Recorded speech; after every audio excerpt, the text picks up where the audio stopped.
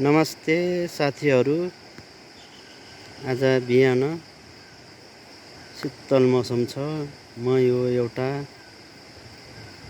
Motor हिँड्ने पुलनिर आइपुगेको छु। यो पुल आधुनिक पुल हो। तल देखिएको खोला सामरी खोला हो। यो विद्युत 8 नुवाकोट जिल्लामा पर्दछ। यो पुलले माझी गाउँ जोड्ने काम गर्दछ। यो पुल हुँदै हामी पनि आफ्नो वासस्थान कठेरी जाने गर्दछौँ। यो पारी राइसिङ बजार हो। यहाँ रुखहरूले छेलिएको छ। हेर्नुहोस् राम्रोसँग राइसिङ बजार। अनि फेरि म पुलनिर आएँ।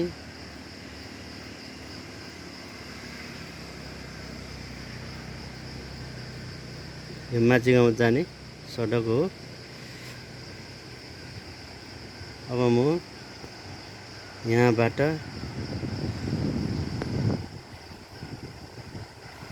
तलतिर झर्दैछु। यहाँनिर देखिएको निलो सानो घर पानी सप्लाई गरिएको ठाउँ हो। वहाँ पारी मोटर बाटो छ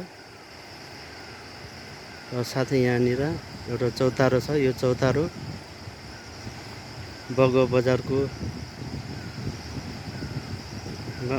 विश्राम स्थल चौतारो हो। यहाँ पूर्वकालमा आधुनिक नेपालका राष्ट्र निर्माता वीरनारायण शाहले आराम गरेको ठाउँ रहेछ। यहाँ चौतारो बनाइएको छ। यो चौतारोबाट तलतिर त्यो सेतो सानो घर छ। त्यो घरबाट तलतिर झरेर पश्चिम नेपाल जाने बाटो थियो पहिला। अहिले यो बाटो मेटिएको छ। तर पनि यहाँ ऐतिहासिक ठाउँको रूपमा बगुवा बजारको चौतारो यहाँ छ। यो नजिकै यता एउटा सुरुङ थियो। वीरनारायण शाहले बनाउनु भएको सुरुङ थियो। यो सुरुङलाई मासेर अहिले सडक निर्माण गरेको छ। यहाँ माथि छ पञ्चकन्या देवीको मन्दिर छ। यहाँ सिटी बनाइएको छ। यहाँ झन्डा पनि गाडिएको छ। यहाँ हरेक पूजापाठ गरिन्छ। यो पिकनिक स्पोटको रूपमा पनि यसलाई प्रयोग गरिएको छ। ऐतिहासिक सुरुङ भएको ठाउँ यही हो बगुवा बजारको। यहाँ तल सामरी खोला हो। यो खोला नजिकै एउटा आधुनिक किसिमको पानी निकासको पुल ढल या कुलो भनौँ राखेको छ। यहाँ बगुवा बजार देखाउँदैछु। रुखले छेलिएको छ। यो बगुवा बजारको दृश्य हो। यो रुखले छेलिएको छ। अब अलिकति म बगुवा बजारको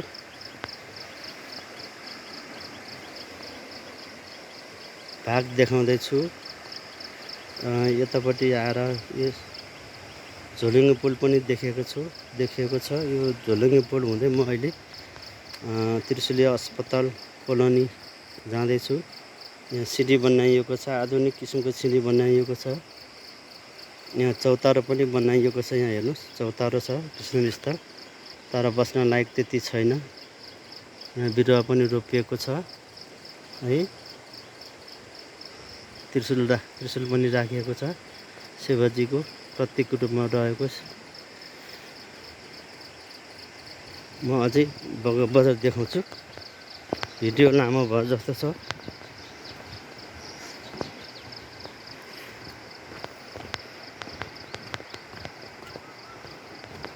ल हेर्नुहोस् है साथीहरू, बगुवा बजार यही हो।